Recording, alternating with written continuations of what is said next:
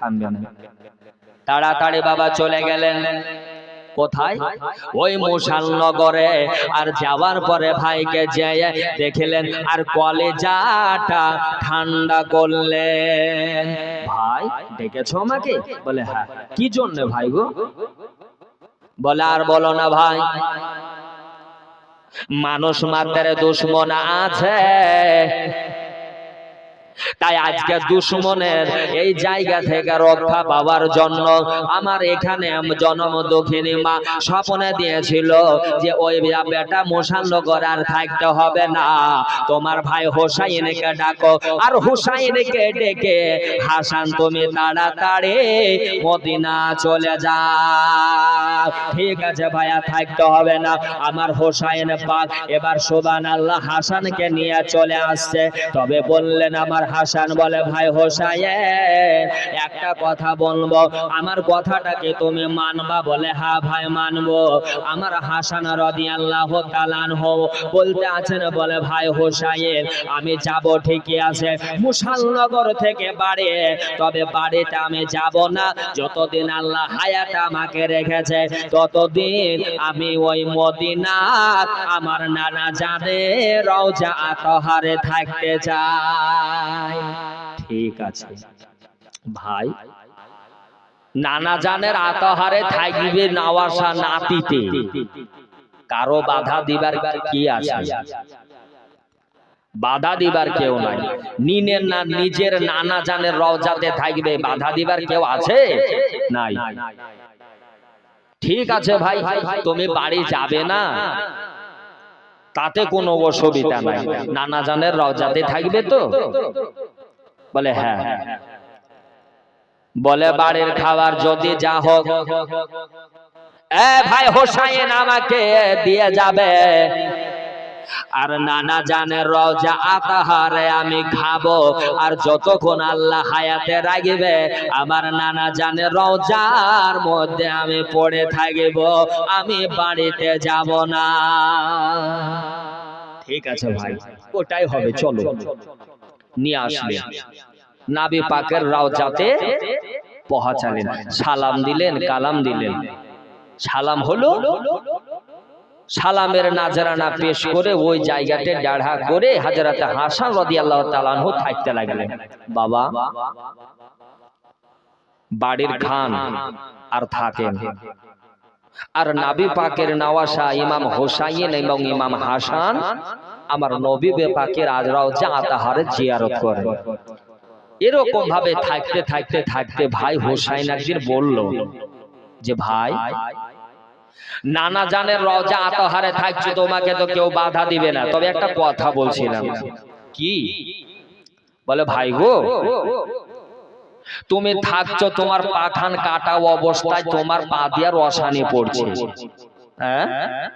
তো রসানিটা যদি এই জায়গাতে পড়ে, একটা নোংরা জায়গা হচ্ছে, আর এই জায়গাতে আমার জ্ঞানে এবং মনে শুধু নয়, আমার নবী পাক নওয়াসা সাইয়্যিদুল মুরসালিন খতামান নাবিয়িন দুজাহানের বাদশা বলেছিলেন যে এটা হচ্ছে পবিত্র জায়গা, আর এই পবিত্র জায়গাতে কোন জিনিসকে জবাই করা হবে না, তার রক্তটা পড়বে, জায়গাটা হয়তো নাপাকি হবে। তা আমি বলছিলাম ভাই যে এই জায়গাতে না থেকে যদি শেষের দিকে যদি কিছুদিন বাড়িতে থাকা হতো তো ভালো হতো না? তো ভাই বলল যে ঠিক আছে ভাই, তুই যখন বলছিস তো বাড়িতেই থাকবো।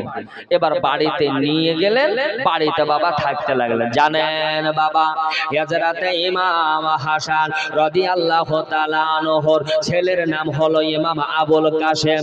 এই আবুল কাসেমের মা আপনার হাসেন বানো, আপনার সুবহানাল্লাহ জাইনাব, আপনার এমন করে বাবা চাচিরা আছে, আপনার সুবহানাল্লাহ বাড়িতে চেয়ে থাকতে লাগলেন। এই রকম ভাবে থাকেন। থাকতে থাকতে রে বাবা এমন একটা দিন সুবহানাল্লাহ আপনার বাড়ির মধ্যে থেকে খবর এলো কি যে হযরত হাসান রাদিয়াল্লাহু তাআলা আনহু আপনার নবী পাক রওজা আতাহারে থাকছিলেন, কিন্তু থাকতে এখন আর থাকেন না, নিজের বাড়ির মধ্যে এখনো থাকছে। মারওয়ান চারিদিক থেকে খোঁজ খবর নিয়ে আপনার খবর পেল কি যে হযরত হাসান রাদিয়াল্লাহু তাআলা আনহু আপনার নিজের বাড়িতে এখনো থাকছে। তাই মারওয়ান যখন খবর পেল আবার মাইমুনা কুটনিকে ডাকলো। হ্যাঁ রে মাইমুনা কুটনি, শুনলাম নাকি বলে হযরত হাসান নাকি বাড়িতে থাকছে। বলে হ্যাঁ।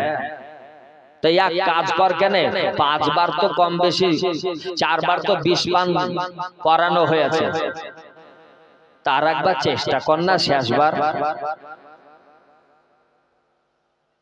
এবার দিয়ে দেখ তো কাজ হয় কিনা।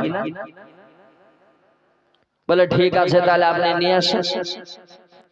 মারওয়ান ইয়াজিদের পরামর্শে হীরক চূর্ণ বাবা জহার নিয়ে এসে মাইমুনার কুটনির হাতে দিয়ে দিলেন। আর মাইমুনা কুটনি দেখে হাতে পেলে আর হযরতে হাসান রাদিয়াল্লাহু তাআলা আনহু বাড়িতে বাবা আছেন। বিবি সাহেবা হযরতে হাসান বানু জাইনাবকে বলছে, আরে জাইনাব আজকে একটা কথা বলছি। কি গো বহিন? বলে বাড়ির মধ্যে আজকে আমার স্বামী আছে, আমারও স্বামী যাকে বলি তোমারও স্বামী। তা তুমি একটা কাম করো না, দেখো আমার পালি আজকে আমার স্বামী আমার ঘরে আছে, তো আমি চিন্তা ভাবনা করছি যে আমার স্বামীর কাছে আমি আজকে থাকবো না, আমি একটা জায়গা যাবো। আপনারা বলবেন হয়তো হট করে যে জায়দা 20 পান করিয়ে দিয়েছে, জাইনা 20 পান করিয়ে দিয়েছে, হাসান বানু 20 পান করিয়ে দিয়েছে। বাবা কি বলতে কি বলবেন, এখানে ওখানে আপনাদের গুনাহ হয়ে যাবে। কিন্তু বাবা ইয়ার আসল তথ্যটা কি আজকে শুনতে পাবেন। কে 20 পান করাইছে? বাবা হযরত হাসান রাদিয়াল্লাহু তাআলা আনহু বিয়ে করেছিলেন কতটা? খুতবাতে মুহররমের মধ্যে লিখছে শওকে কারিম কমবেশি 100-র কাছাকাছি। বলবেন আপনারা যে তাহলে 100-র কাছাকাছি এরকম ভাবে বিয়ে করলে 4টেখানি ব্যাপার, তাহলে শরীয়ত সম্মত কি হযরত হাসান জানতেন না? এ বাবা এক দিতে বাপ বারণ করতেন যে মক্কা মদিনার মানুষ তোমরা আমার বেটা হাসানের সাথে বিয়ে দিও না। আর অপর দিকে হযরতে হাসান রাদিয়াল্লাহু তাআলা আনহু বিয়ে করতেন কেন? যে আমি নবী পাকের নওয়াসা বিয়ে করব আমার সঙ্গে জান্নাতি সর্দারের সঙ্গে, যার 2 দিনের জন্য 3 দিনের জন্য সম্পর্ক হয়ে যাবে, তো কালকে রোজ হাসরের ময়দানে এই জান্নাতি সর্দারের বিবি হয়ে উঠতে পারবে।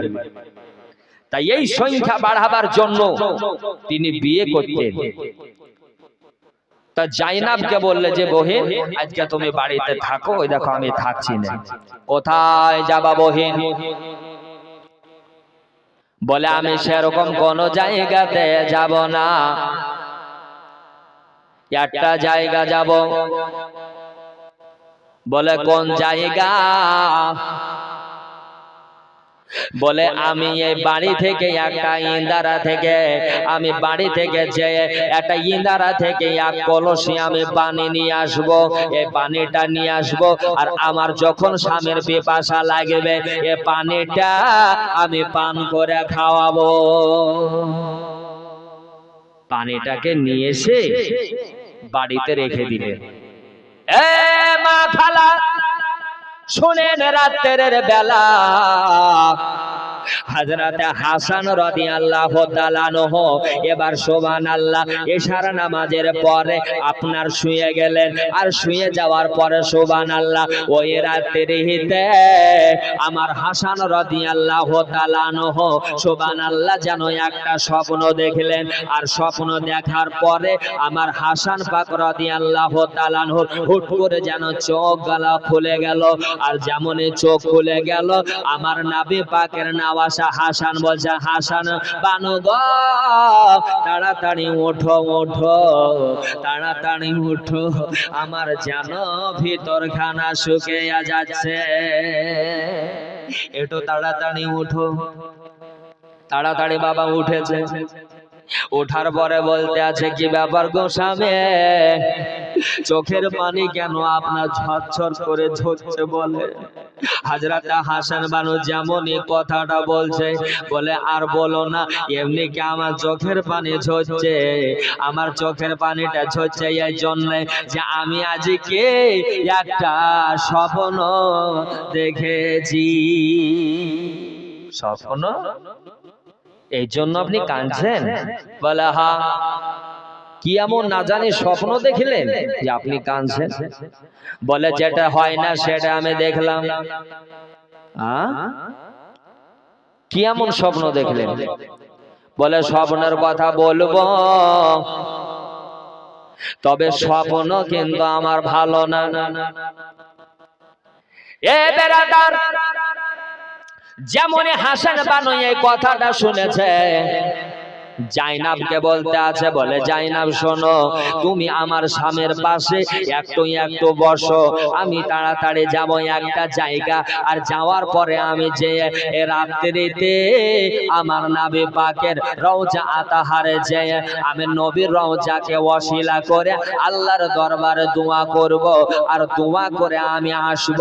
আর আসার পরে আমার স্বামীর কাছে পুনরায় আমি থাকব। এই চিন্তা ভাবনা করে জাইনাবকে বসিয়ে দিলেন। তবে বাবারে, যে কলসিতে করে পানি নিয়ে এসেছিলেন, ও সুরাইয়ের মুখে একটা কাপড় ভালো করে বেঁধে দিয়েছে, দিয়ে চলে গেলেন কোথায়? আমার নানা নবী মুস্তাফা সরকায়েনাত হযরত হাসান রাদিয়াল্লাহু তাআলা আনহুর নানা নবী মুস্তাফা সরকায়েনাত ফখরে মওজুদাদের দরবারে যে দাঁড়িয়ে দাঁড়িয়ে জিয়ারত করলেন, দূর থেকে জিয়ারত করলেন, নবীকে ওসিলা করে দোয়া করলেন। আসলেন, বাড়িতে আসছেন এদিকে, আর এদিকে বুঝলেন হযরত হাসান রাদিয়াল্লাহু তাআলা আনহু বলছেন যে, হ্যাঁ গো জাইনাব, আমাকে একটু পানি দাও না, আমার ভেতরটা মনে হচ্ছে শুকিয়ে যাচ্ছে। ভেতরটা মনে হচ্ছে শুকিয়ে যাচ্ছে। হযরত জাইনাব বলছেন যে, আরে পানি চাইছে তো পানি, সন্ধ্যা রাতের পানি তো হাসান বানু রেখেছে, তো এই পানিটা দিব না এই টাইমটাতে আমি একটু টাটকা পানি নিয়ে এসে দিব? কি করা যায়? তারপরে টাটকা পানিটা বুঝলেন দেওয়ার মনের মধ্যে চিন্তা ভাবনা করে বাড়ি থেকে বেরিয়ে, হুজুর আমি যাব আর আসবো, তো টাটকা পানি নিয়ে এসে আপনাকে পান করাবো। রাতের পানি আছে, কেমন আছে না আছে, কেমন কি থাকবে না থাকবে, আমি পানিটা নিয়ে এসে আপনাকে পান করাবো। পানি আনতে গেলেন। আর ওই মোহরে, ওই সময়ে, ওই মুহূর্তে মারওয়ানের বাবা জাসুস মাইমুনা কুটুনি বাড়ির মধ্যে বাবা ঢুকে গেছে। দেখছে রে বাবা বাড়ির মধ্যে কেউ নাই, হযরত হাসান রাদিয়াল্লাহু তাআলা আনহু ঘরে আছে, আর বাইরে বাবা ফাঁকা। ওই ফাঁকা জায়গাতে আপনার দেখছে একটা সরাই, একটা বাবা কলসি, ওই কলসির সুবহানাল্লাহ কাছে যে আপনার হীরক চূর্ণ, আপনার জহর মাখা, আপনার বিষখানাকে নিয়া আপনার কলসির মধ্যে দিয়ে দিয়েছে। আপনার কিতাবে লেখছে বাবা যখন হীরক চূর্ণ আপনার পাউডারটা যেমন দিবে কি দেখছে যে সুরাহির মুখে আপনার যেন কাপড় দিয়ে আপনার বাঁধা আছে। তাই ওই মাইমুনা কুটনি মনে করলো যদি আমি এখন গিট খুলি পরে হয়তো ভেবে নিতে পারে যে আমার সুরাহির ভিতরে কেউ কিছু দিয়েছে, যার কারণের জন্য ওই কাপড়ের ওপর থেকে আপনার যেন হীরক চূর্ণ পাউডারটা ঘষতে লাগলো।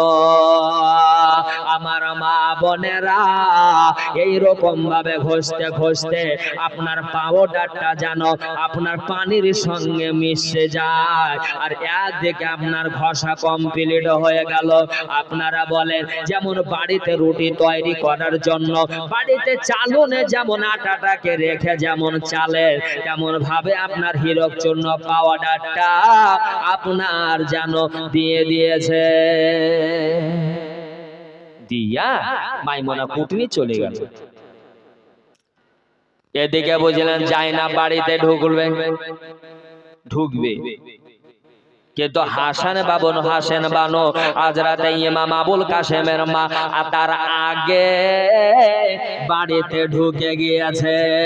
বাড়িতে ঢোকার পরে সুবহানাল্লাহ দেখছে হযরত হাসান রাদিয়াল্লাহু তাআলা আনহু বলতে আছেন, বলে হাসান বানু এলে? বলে হ্যাঁ। কোথায় গিয়েছিলে? বলে আর বলিয়েন না হুজুর, আমি গিয়েছিলাম আমার স্বামী আমার মাথার তাজের জন্য আমি গিয়েছিলাম আমার নবী মুস্তাফা রওজা মোবারকে। তার কারণ ওই জায়গাতে গেলে দোয়া যদি কোনো ব্যক্তি করে আমার নবী পাকের ওয়াসিলা দিয়া আল্লাহ দোয়া কবুল ফিরায় না। আর জন্য গিয়েছিলে? বলে হ্যাঁ। হাসেন বানু তা আমাকে একটু তাড়াতাড়ি পানি দাও না। হাসেন বানু তাড়াতাড়ি করে ওই যে সুরাইতে আপনার পানি আছে এক গ্লাস পানি নিয়ে আমার ইমামে হোসাইন পাককে আপনার দিয়ে দিলে। মনে মনে বলছে হ্যাঁ রে পাগলি, তোকে আমি রাখলাম, তোর টাটকা পানি আগে। মানুষটা পানি খেতে চেয়েছে কাছে, আমি পানিকে আমি অত পাগলি যে আমি পানির ব্যবস্থা না করি চলে গেছি। কাছের পানিটা দিবি তবেই না লোকটা তোর টাটকা পানি খাওয়ার লেগে আকাঙ্ক্ষা করলো পারো, তোর টাটকা পানি এখন চাইবে, আর পিপাসা লেগেছে, পিপাসা নিবারণ করতে হবে। এবার তাড়াতাড়ি জাইনাব আপনার ঢুকলেন বাড়িতে। যেমনই ঢুকলেন দেখছেন যে বাবারে হযরত হাসান রাদিয়াল্লাহু তাআলা আনহু এবার বলছেন, বলে হাসেন বানু কি আমাকে পান করালা? যেন মনে হচ্ছে আমার যেন কলিজাটা চুরচুর করে যাচ্ছে। আমাকে কি এমন পান করা লাগো হাসেন বানু? মনে হয় কোনো পানের মধ্যে কিছু ছিল, মনে হয় আমার ভিতরটা অজীর্ণ ভাব লাগছে, আমাকে আর যেন ভালো লাগে না, আমার টুটিটা যেন কষে যাচ্ছে।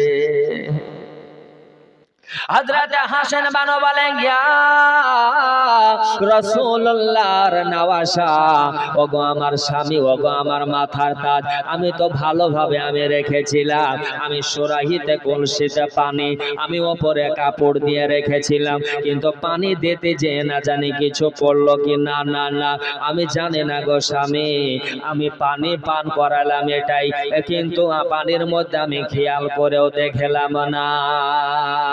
বাবারা আমার মা বোনেরা এইরকম ভাবে সুবহানাল্লাহ হযরত হাসান রাদিয়াল্লাহু তাআলা আনহু বলছেন আমার ভিতরটা চুরচুর হয়ে যাচ্ছে, মনে হচ্ছে আমার দুনিয়াতে আর বেশিক্ষণ থাকা হবে না।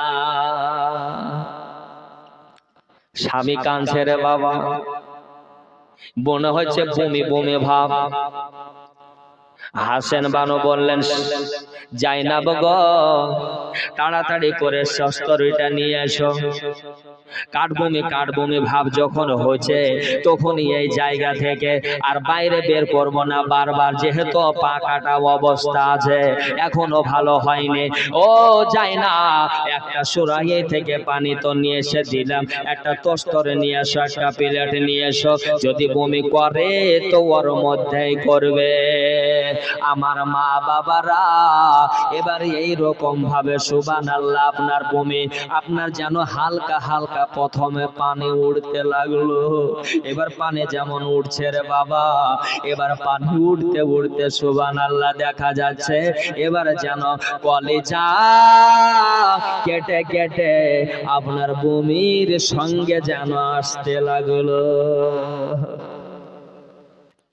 কেতাবে লিখছে রে বাবা, একটা নয় দুইটা নয়, ওই যে সুরাইয়ে থেকে কলসি থেকে পানি খাওয়াইছিলে, আহারে আমার হাসান রাদিয়াল্লাহু তাআলা আনহু, আপনার সুবহানাল্লাহ সুবহানাল্লাহ, ওই কলিজাটা কেটে কেটে আসছিল।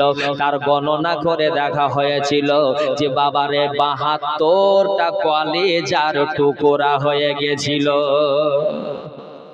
৭২ খানা কলেজার টুকরা আপনার মুখ দিয়ে যখন বেরোতে লেগেছে, হযরত হাসান রাদিয়াল্লাহু তাআলা আনহু এবার যেন আর থাকতে পারে না, বলে জাইনাব গো, ওগো হাসেন বানু, তোমরা কোথায় আছো? কে তোমরা তাড়াতাড়ি এসো, আর আমার হুসাইনকে তাড়াতাড়ি খবর দাও, আমার হুসাইনকে আমি শেষবারের মতো একবার দর্শন করে নি।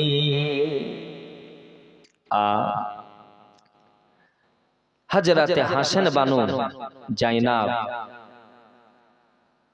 দুই বিবিতে আমার হুসাইন পাককে খবর দিলেন।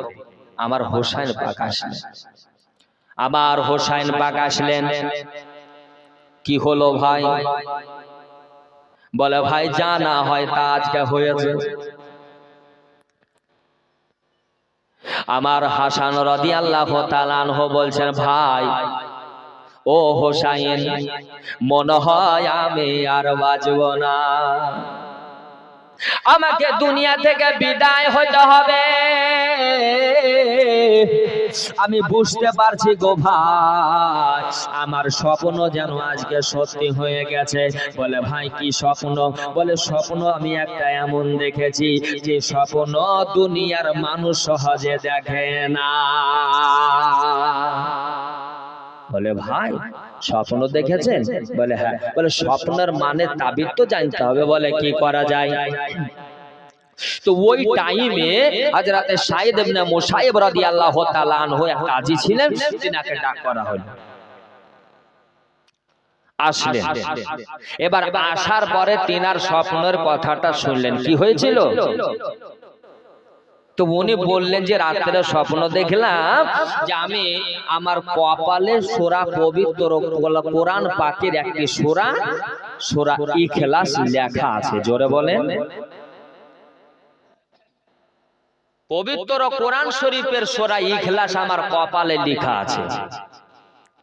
আমরা হয়তো মনে করব কারো কপালে যদি স্বপ্নতে দেখি যে পবিত্র কোরআন শরীফের সূরা ইখলাস লেখা মানে খুবই ভালো, নাকি গো? আমরা এটাই ভাবি। তার ফায়েজ বরকত ফাজিলাত হতে পারে বেশি, কিন্তু সব জিনিসের বিষয় না। আর স্বপ্নের তাবিরও আছে বাবা, সব স্বপ্ন সত্য হয় না, আর কিছু স্বপ্ন আছে যেগুলা কোনোদিন রড বদলও হয় না। তো কাজী হযরতে সাঈদ ইবনে মুসাইয়্যিব রাদিয়াল্লাহু তাআলা আনহু বললেন, এই স্বপ্ন? বলে হ্যাঁ। হযরতে হাসান রাদিয়াল্লাহু তাআলা আনহুর সম্মুখে বাবা কিছু বললেন না, কিছু বললেন। হাসান বানুকে ডাকলেন, হযরতে হুসাইনকে ডাকলেন। বলে জানছো এই স্বপ্নের খুব একটা স্বপ্নর তাবির ভালো না। কি? যে এই স্বপ্ন যে দেখবে যে পবিত্র কালাম পাকের সূরা ইয়াস, সূরা ইখলাস কপালে লেখা আছে, সে আর দুনিয়াতে বাজবে না। তাই বললেন কাজী সাইদ ইবনে মুসাইব রাদিয়াল্লাহু তাআলা আনহু, যে হাসান যতদিন আছে, যতক্ষণ আছে, তোমরা যা পারবা খাইয়ে দাও, আর বাঁচার আশা নাই। বাবা এই কথা যেমন শুনেছে হযরত হুসাইন রাদিয়াল্লাহু তাআলা আনহু, আপনার বাড়িতে আসলে, বাড়িতে আসার পরে নিজের ভাইকে বাবা জান ভরে প্রাণ ভরে বাবা দেখলেন। হযরত হাসান রাদিয়াল্লাহু তাআলা আনহু বলছেন, ভাই হুসাইন, আমি জানি গো দুনিয়াতে আমি আর বাঁচতে পারবো না, তবে আমার সময় হয়ে গেছে। বারবার যেন বমি হচ্ছে আর কলেজা কেটে কেটে বাবা পড়ছে, মনে হচ্ছে বাবা রে এক্ষুনি দমটা বেরিয়ে যাবে।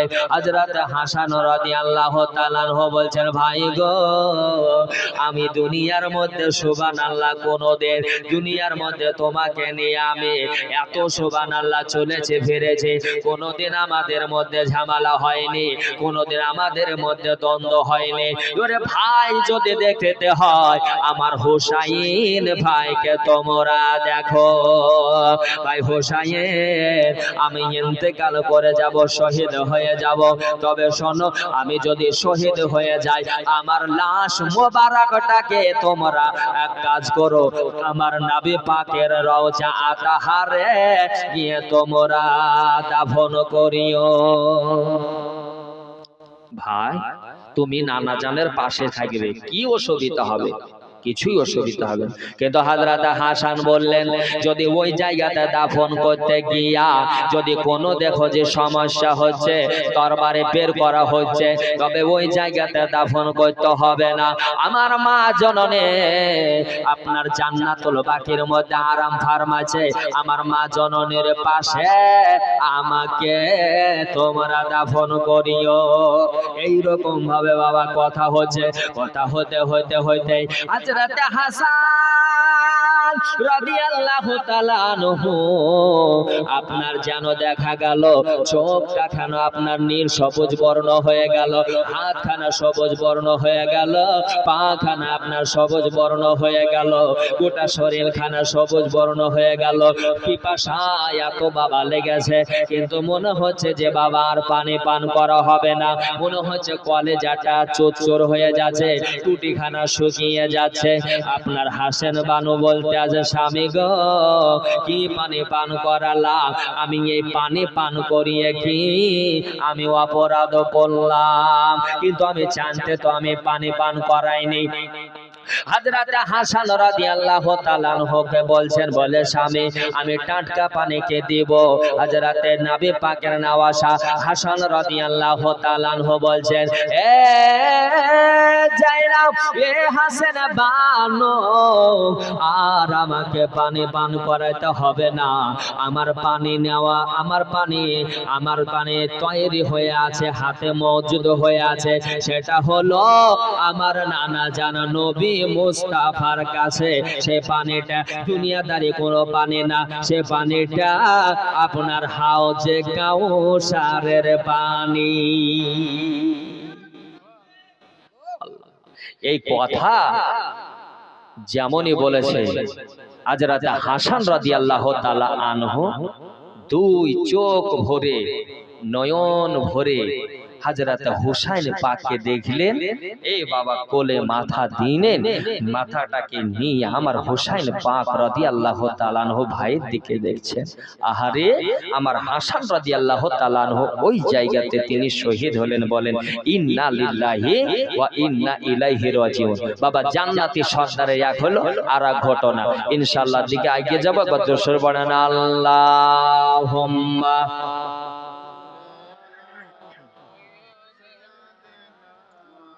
মাওলানা মুহাম্মাদ ওয়ালা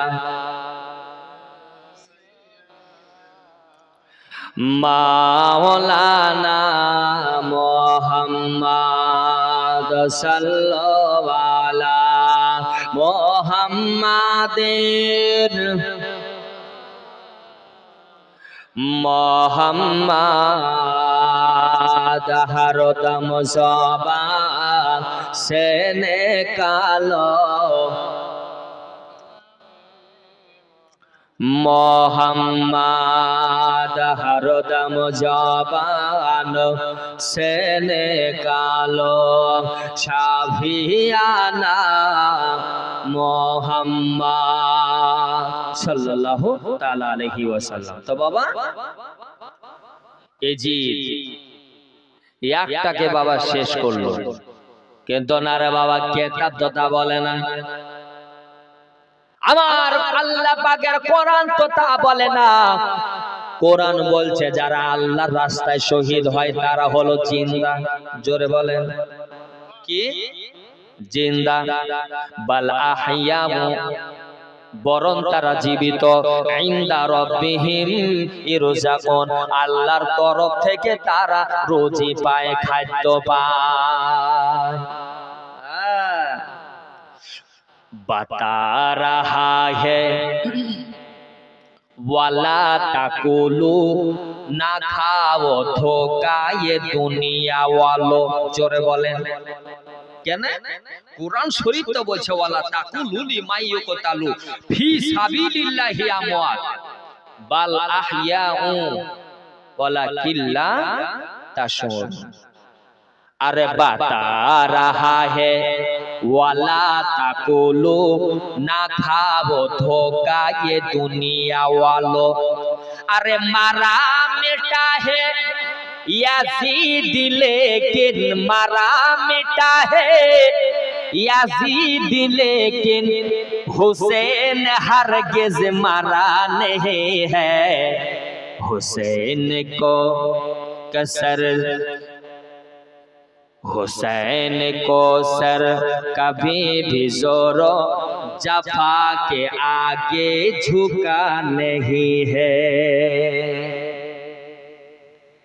येजिद মনে করছে যে মেরে দিয়েছে, কিন্তু না, येजिद মারা গিয়েছে, হাসান হোসাইন মারা যায়নি। এ বাপ আপনারাই বুঝতে পারবেন, নিজে কল্পনা করেন। এই যে কাশীপুর পাড়া, কোলান কাশীপুর পাড়া, কালকে ভালো করে আমাকে শিখে দিয়েছে হুজুর। হ্যাঁ, মুখস্থ করে নিয়েছি সারা রাত ধরে যে কাশীপুর কাশীপুর করিয়েন না, শুধু কোলান কাশীপুর পাড়া। এত পড়া পড়েছি এই নামটা ভুলব না যে হুজুর কোলান কাশীপুর পাড়া মনেও আছে আর বারবার পড়ছি। আচ্ছা, এই গ্রামটাতে কোন ব্যক্তি বাবা येजिद নাম রেখেছে? কোন ছেলের নাম রেখেছে? রাখেন। येजिद নাম কিন্তু বাবা পাবেন না। গোটা লালবাগ যদি খুঁজেন হয়রান হয়ে যাবেন। মুসলমানের ছেলের নাম কারো येजिद নাম রাখবেন না। রাখেছে? রাখেনি আর রাখবেও না। লালবাগ তন্ন তন্ন করে খুঁজেন, গোটা মুর্শিদাবাদ খুঁজেন পাবেন না, বীরভূম ডিস্ট্রিক্ট খুঁজেন পাবেন না, গোটা ভারত যদি খুঁজেন তো মুসলমান বিশেষ করে আহলে সুন্নাত ওয়াল জামাতের আকীদার পন্থীর মধ্যে এমন কোন বাপ নাই যে নিজের ছেলের নাম येजिद রাখবে না। আরে যে নাম নাই জানতে হবে ও নাম মারা গেছে। যে নাই সে মারা গেছে। আর যদি আপনি বলেন হোসেন আছে, কাশীপুর পাড়া, ওই পাড়া থেকে বলবে আমি হোসেন আছি, পূর্ব থেকে বলবে আমি হোসেন আছি, দক্ষিণ থেকে বলবে আমি হাসান আছি, বাগদাদ থেকে বলবে আমার গৌসুল আজম যে আমি হোসেন আছি, আজমির শরীফ থেকে খাজা মুঈনুদ্দিন চিশতি বলবে আমি হোসেন আছি। এমন করে সারা জগতে হোসেন আছে। আরে হোসেন যখন আছে তো হোসেন জিন্দা আছে। তো येजिद মনে ভাবলো যে আমি মেরে দিলাম, কিন্তু না রে বাবা, মারলে কি হবে, আমার আল্লাহ তাকে জিন্দা করে রেখেছে। তাই येजिद তক্তার উপরে বসতে বসতে প্রথম একটা হুকুম চালিয়ে দিলে। কি? খুব কড়া হুকুম। একটা চিঠি লিখল। চিঠিটা লেখার পরে সেই মারওয়ানের হাত দিয়ে মদিনার গভর্নর ওলীদ বিন উকবার কাছে পাঠিয়ে দিলেন। ওলীদ বিন উকবা চিঠিটাকে নিলে, চিঠিটা কার?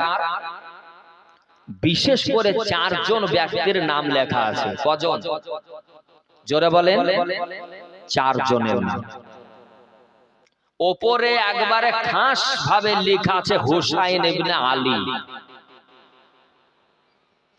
তো চিঠিখানাকে বুঝলেন বের করে মদিনার গভর্নর ওলীদ বিন উকবা একটু পড়লেন। করার পরে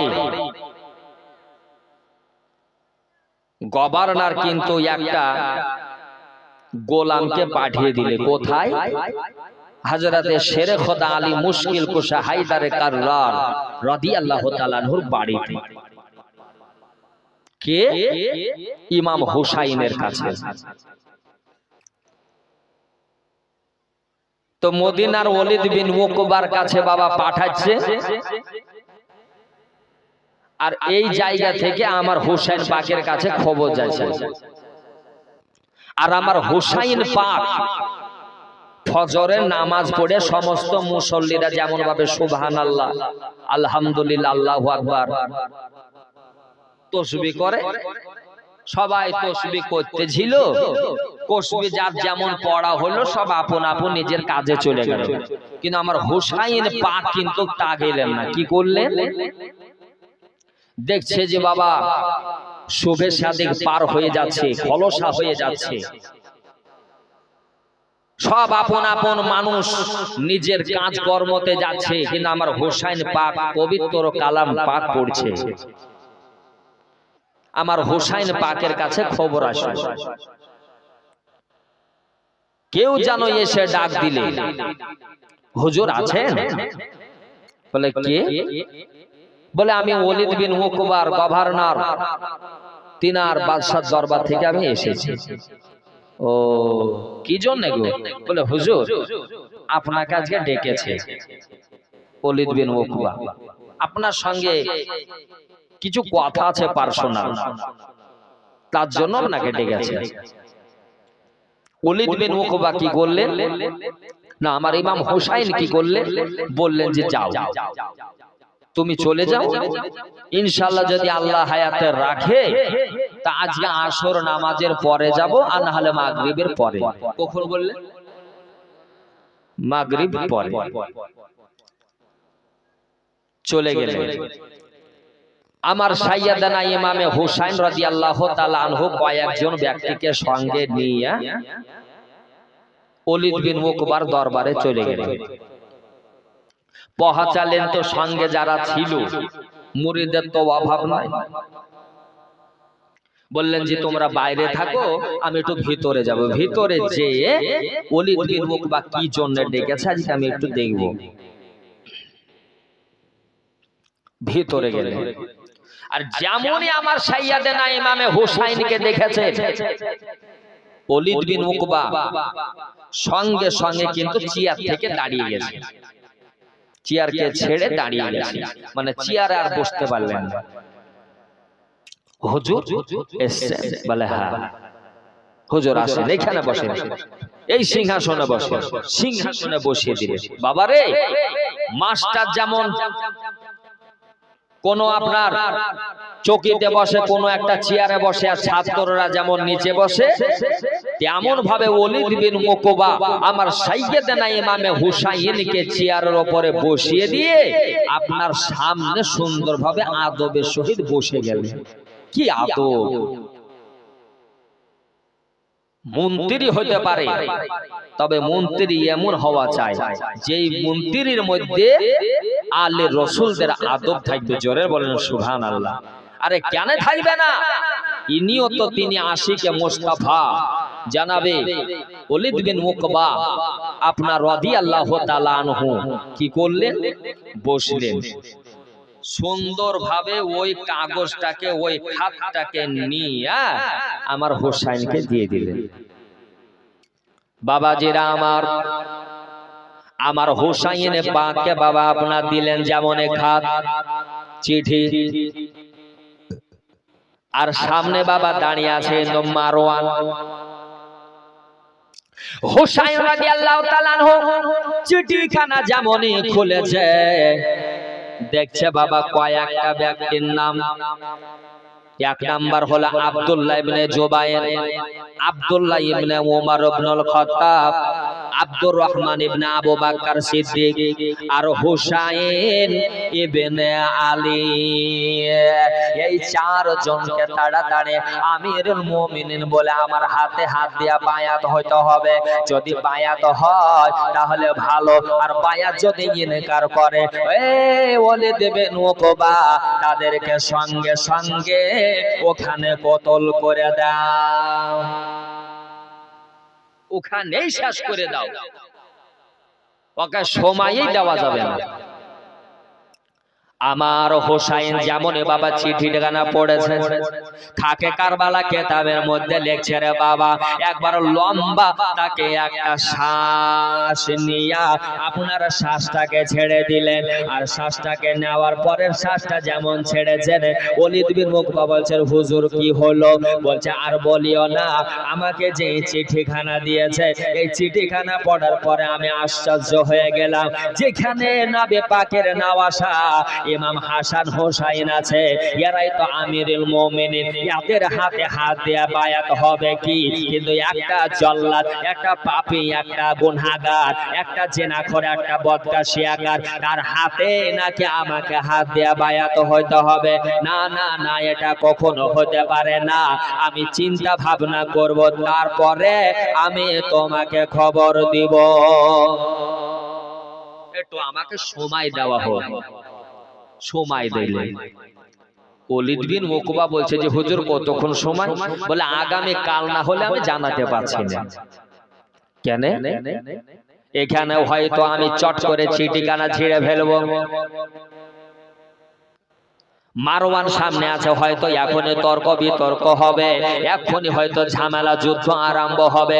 আমার মদিনা শরীফে নানা জানে রওজার কাছে এবার রক্তের দরিয়া বহিবে।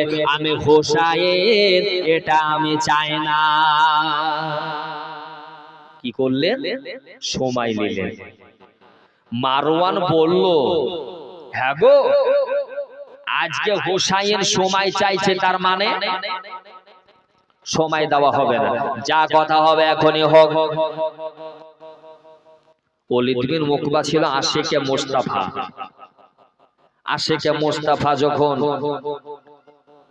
টাইম কি না দেওয়া হয়, মারওয়ানকে বলল এই দেখাই যাক না, মাত্র তো একটা রাত্রি সময় চেয়েছে, কালকেই তো খবর পাওয়া যাবে,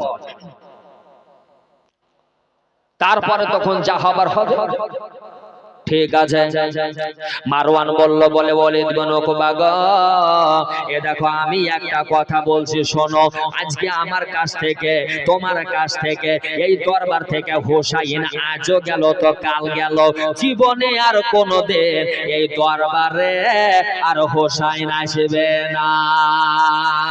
আমার মা খালারা, ওই আমার মা খালারা, আব্বা জানেরা, আমার হুসাইন পাক আপনার ওই জায়গা থেকে আপনারা যেন চলে আসলেন, বাড়িতে আসলেন। বাড়িতে আসার পরে সুবহানাল্লাহ এবার সন্তানদেরকে ডাকলেন, আপনার হাসেন বানুকে ডাকলেন, সুবহানাল্লাহ শাহার বানুকে ডাকলেন, আপনার জাইনাবকে ডাকা হলো, কুলসুমকে রোকায়াকে ডাকা হলো, এমন ভাবে বেরাদার আপনার কুলসুমকে ডাকা হলো, আপনার সুবহানাল্লাহ সুবহানাল্লাহ আপনার হযরতে হুসাইন রাদিয়াল্লাহু তাআলা আনহু আপনার আলী আকবরকে ডাকলেন। ডাকার পরে একটা মাশওয়ারা করলেন, বোন জাইনাবের সঙ্গেও মাশওয়ারা করলেন।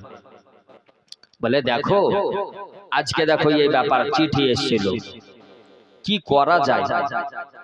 আমার জ্ঞানে তো বলে যে এখানে যদি আমি থাকি, একবার তো ভাইকে শেষ করার আগে হামলা চালাইছিল, ফের আবার হয়তো হামলা চালাবে। আমাদের হয়তো 10টা মরবে, তো ওদের হয়তো 5টা মরতে পারে, আমার হয়তো 20টা মরতে পারে, ওদের হয়তো 2টা মরতে পারে। এই মারামারি কাটাকাটি হানাহানি তো হয়তো রক্ত আমার নানা জানের রওজা পাকে পড়তে পারে, জায়গা না পাকি হবে। আমি চাহি না, কাজে মনে করছি এ দেখো আমার সামাল পত্র গলা তোমরা ঠিকঠাক করে দাও, জোগাড় করে দাও, আমার ঘোড়াকে সাজিয়ে দাও। আমি আর মদিনাতে আমি হুসাইন থাকব না।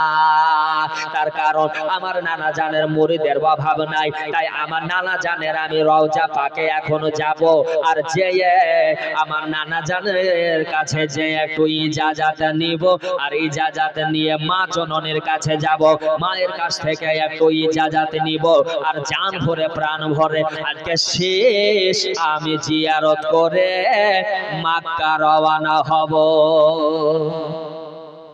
বাবারে আমার হুসাইন পাক এমন করে বুঝিলেন বলে নানা জানের রওজা পাকে যাচ্ছেন। বাবা গজল আছে, কিন্তু বাবারে আজকে আমাকে বলেছে কারবালাতে ঠেকা দে, আমি কারবালাতে ঠেকিয়ে দিয়ে বাবা আমি বক্তব্য ইতি করব। তবে শোনেন মা খালা যদি এক অর্থকে বলতে লাগে কারবালার এত বড় লম্বা সফর, আপনার যেতে যেতে বক্তব্য শেষ হয়ে যাবে, বক্তব্য আপনার ভরাবে না। আজ রাতে যাই না বললেন ভাই গো আপনি যাবেন কারবালার, আপনি যাবেন মক্কা রওনা, আর আপনি যাবেন কি একাই? না না না, হতে পারে না। আপনি ভাবলেন কি করে যে আপনাকে একলাই ছেড়ে দিব? ওরে আমার ভাই, আমাকে যদি ভাই নিতে হয় তো এই রকমই ভাই আমার নেওয়া দরকার। কি করলেন? যাই না বললেন যে আমিও যেতে রাজি। একের পরে এক সবাই বুঝিলেন, দেখা গেল যে দলটা বেশ বড়ই হয়ে গেল। বক্তব্য বাড়াবো না, গেলেন নবী পাকের নানা জানের কবরে যেয়ে রওজা আতাহারে যেয়ে আহারে জিয়ারত করলেন।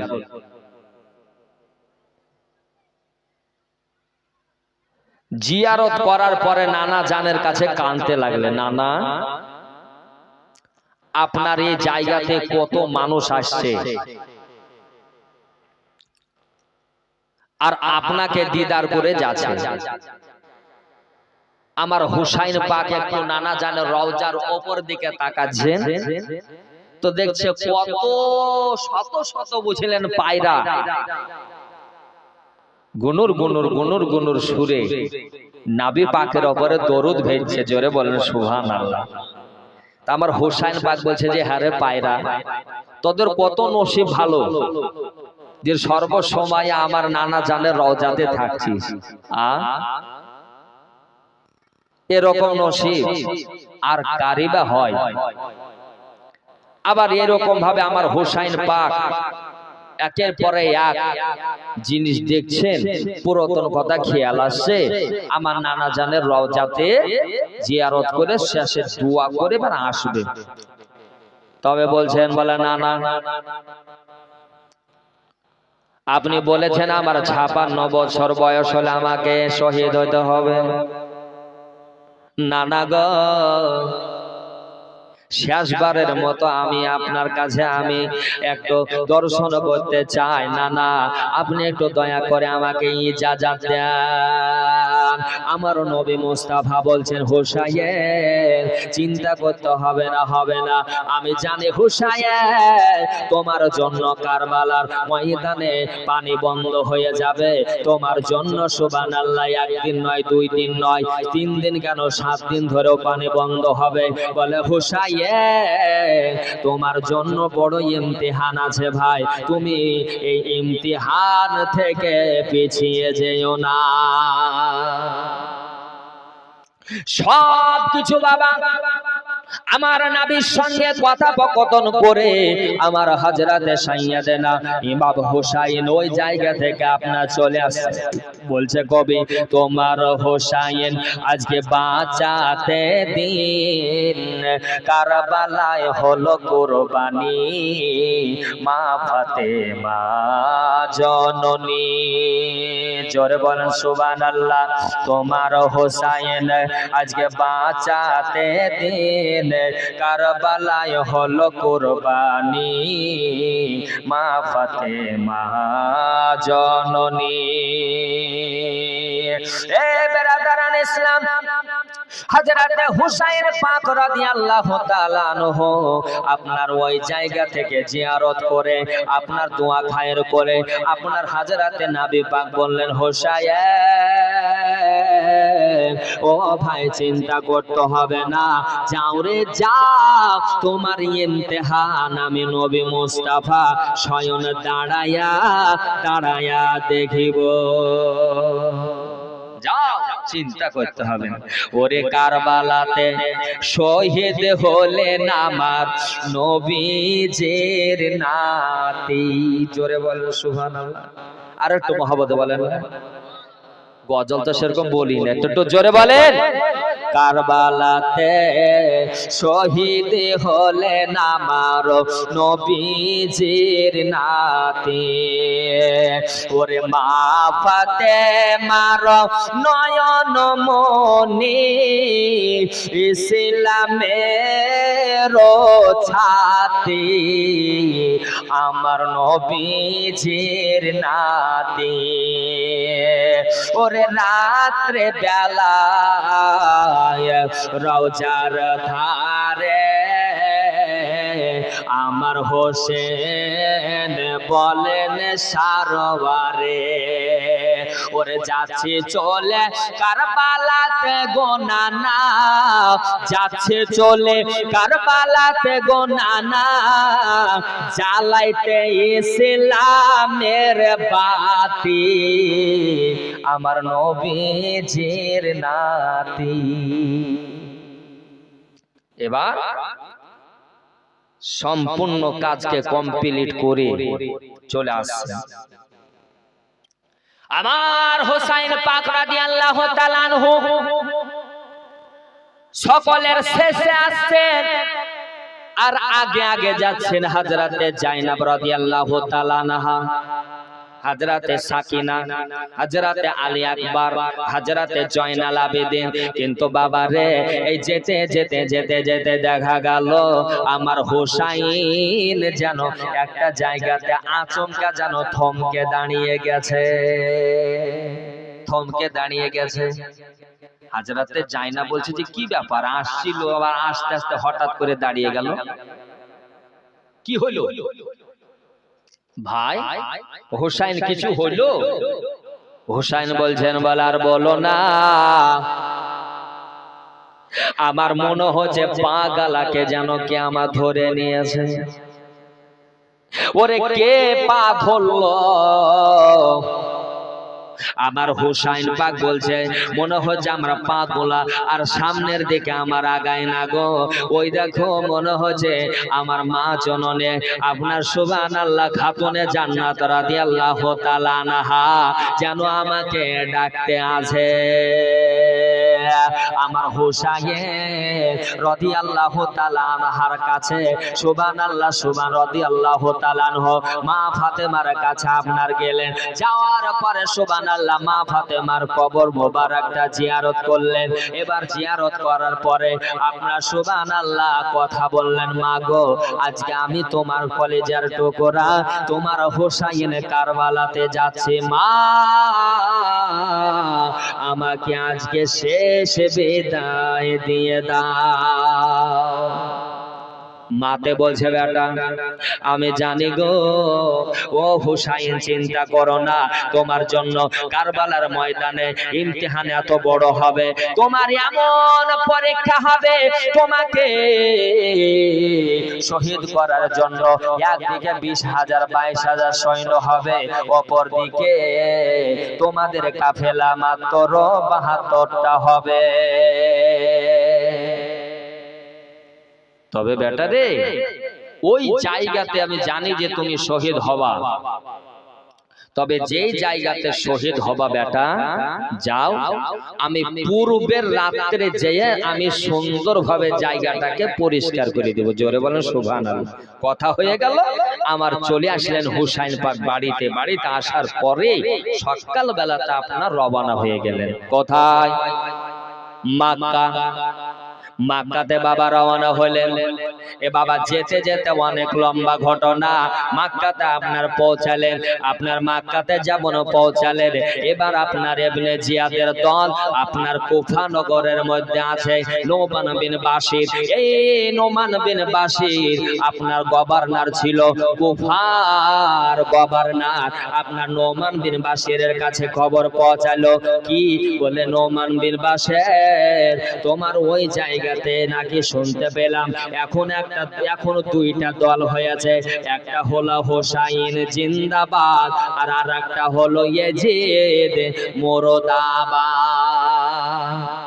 এই নোমান বিন বাশির, তোমাকে আমি দিছি বেতন আর তোমার ওখানে দুইটা দল হইল, তার মানে তার কারণ কিছু মানুষ আমার আশিকে নবী হযরতে শেরে খোদা আলী মুশকিল কুশা হায়দার কাররার রাদিয়াল্লাহু তাআলা আনহুর উত্তর শুরু ছিল, আর কিছু মানুষ পথভ্রষ্ট হয়ে গেছিল বাবা।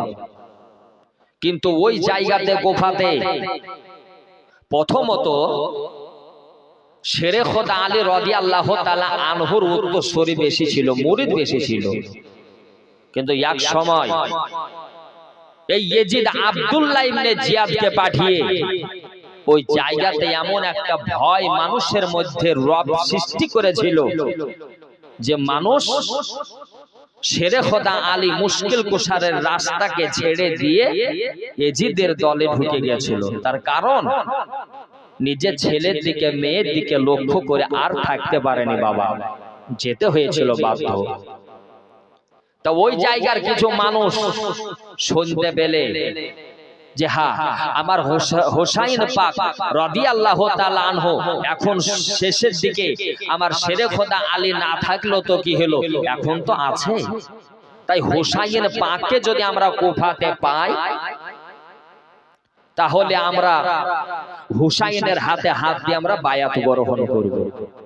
এই রকম ভাবে বাবা কিন্তু চিঠি ছাড়তে লাগলো।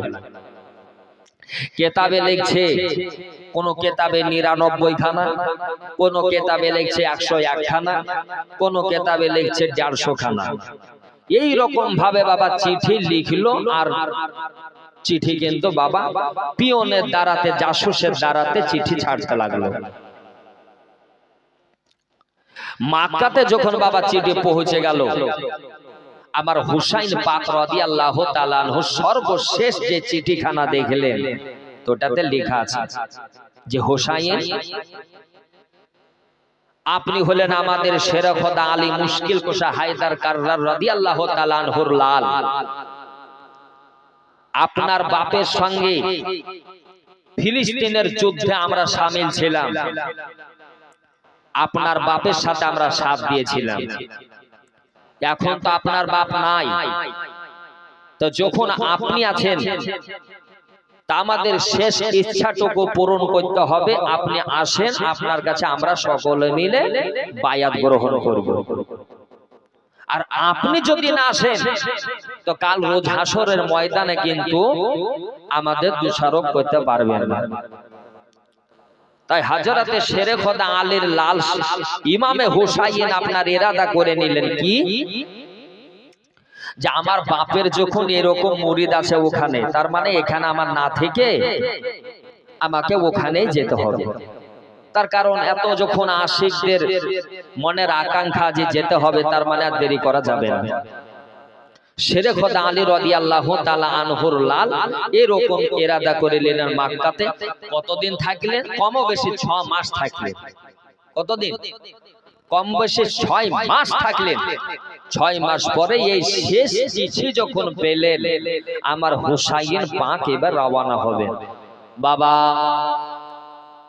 আমার হুসাইন যেমনই আপনার রেডি হয়ে গেছে, সকাল বেলাতে এবার যেমনই বেরিয়ে দেখছে যে বাবা ইমাম হুসাইনের জন্য গোটা মক্কা নগরের মানুষ যেন রাস্তাতে দাঁড়িয়ে গেছে। বলছে হুজুর গো আপনাকে ওই কোথায়, আপনি কোথায় যাবেন? বলে আমি যাব এখন কুফা, আমি যাব এখন কুফা। ওই কুফাতে যে আমাকে বায়াত গ্রহণ করতে হবে, আমার নানা নবী মুস্তাফার আশিকদেরকে মুরিদ বানাইতে হবে। ঠিক আছে হুজুর, কুফা যেতে হবে, তবে হুজুর আমাদের একটা কথা নেন। বলে কি? বলে কথাটা হলো আপনি আজকে কুফা যাবেন না। বলে কেন? বলে কুফা এমনই একটা জায়গা, যে জায়গার মানুষ কথা দেয় আর কথা রড বদল করে। কথা দেয় কিন্তু কথা রাখে না, বলবে এক কাজ করবে আর এক, এই জন্য হুজুর আপনি যাবেন না। বলে যাব না? বলে না, আমি ইরাদা করে নিয়েছি আমি কুফা যাব।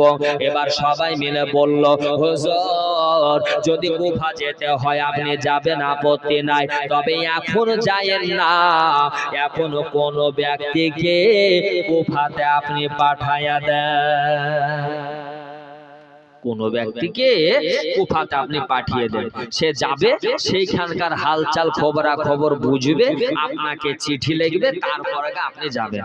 কে যাবে রে বাবা? এমন একটা ব্যক্তি হযরতে ইমাম মুসলিম রাদিয়াল্লাহু তাআলা আনহু বাবা দাঁড়িয়ে গেলেন, হুজুর আমি যাব। বাবা ইমাম মুসলিম রাদিয়াল্লাহু তাআলা আনহু তিনি বাবা যেতে রাজি হলেন, তিনি বাবা গিয়েছিলেন, তিনিও ইন্তেকাল হয়েছিলেন, শহীদ হয়েছিলেন, এবং তিনার সঙ্গে যে দুইটা সন্তান মুহাম্মদ আর ইব্রাহিম গিয়েছিল, তিনারাও বাবা আপনার শহীদ হয়ে গেছিলেন। বাবা জেরা আমার, এবার শহীদ হয়ে যাওয়ার পরে ইমাম মুসলিম রাদিয়াল্লাহু তাআলা আনহু সর্বশেষ চিঠিতে বাবা লিখেছিলেন কি?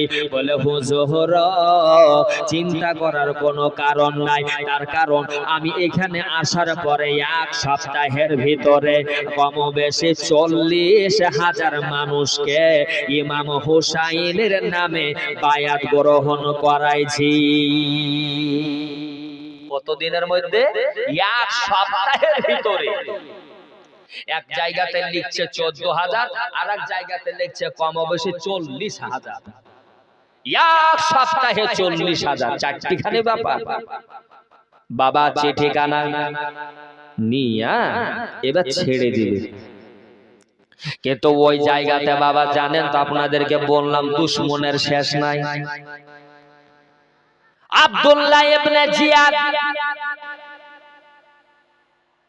ইয়াজিদ দেখলো ওই জায়গাতে যখন ইমাম মুসলিম যখন এসে হুসাইনের নামে বায়াত গ্রহণ করছে, তাহলে আমার গভর্নর ঠিকভাবে কাজ করে না, তাই নোমান বিন বাশিরকে সরাইয়া আপনার ওখানে আব্দুল্লাহ ইবনে জিয়াদকে গভর্নর করে দিল।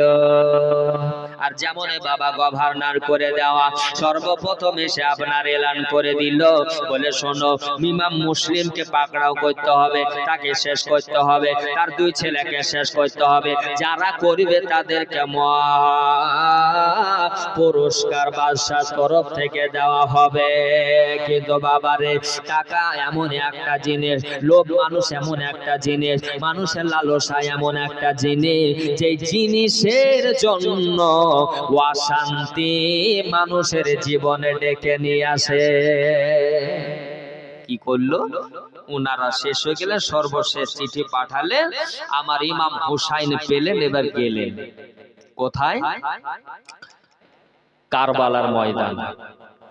আমার হুসাইনের কাফেলা যেছেন, যেতে যেতে যেতে যেতে যেতে যেতে এমন একটা জায়গাতে যে ঘোড়া থেমে গেল, ওই জায়গাতে আমার হুসাইন পাক বলছেন, আরে বেটা আলী আকবর, দেখো তো ওই জায়গাটার সাইনবোর্ডে কি লেখা আছে। তো বলছে যে আব্বা